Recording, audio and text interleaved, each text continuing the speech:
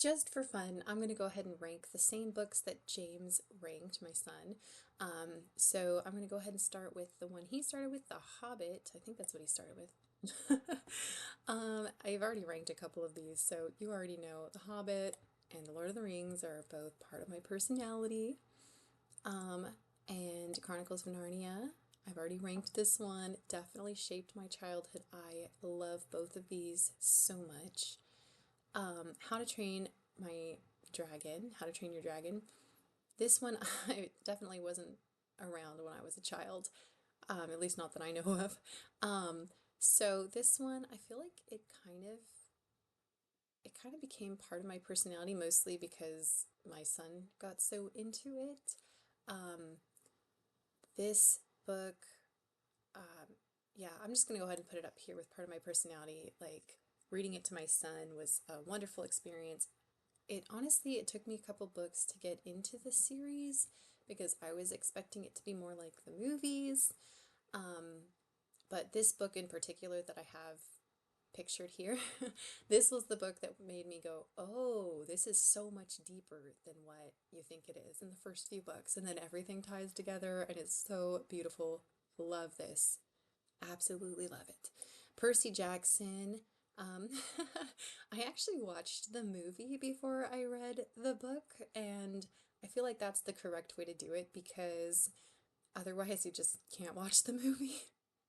Anyway, this one, I'm going to leave it in loved. I think it was so great. You know, even when I was watching the movie before I knew how much better the book was, it really made me think. I loved how it incorporated all these Greek myths and things. So I was watching the movie. I didn't really know much about it, of course.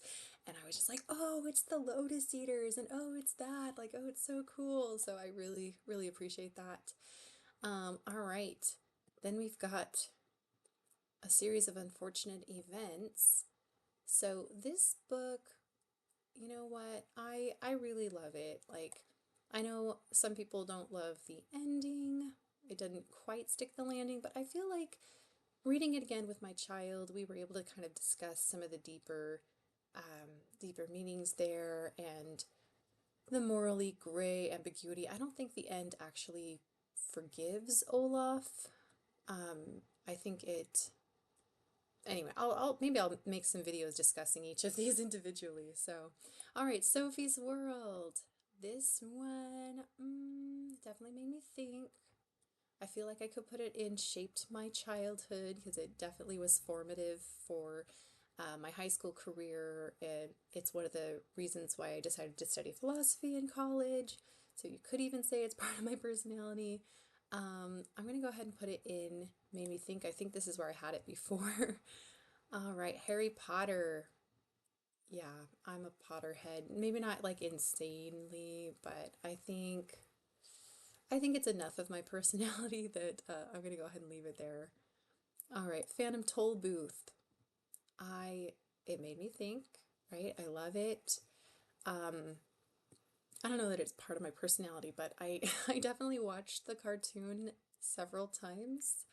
I watched it again with my husband and child, and maybe it doesn't quite live up to my memory of it, but I did enjoy the movie a lot as a kid. The book was fantastic, so I'm going to put it here and shaped my childhood. I think this writing is so fun and whimsical. Love it.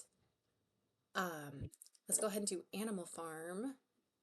This book, I love what it does, like the purpose of this book. I think I appreciate this book more having listened to, I do not remember her name and I would mispronounce it anyway, but this wonderful woman who escaped North Korea.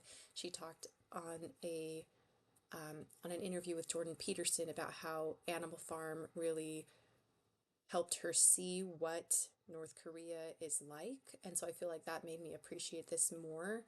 I don't know if I could actually say I love the story. I love things about the story. Love Boxer. I love Benjamin the I almost called him goat, the donkey.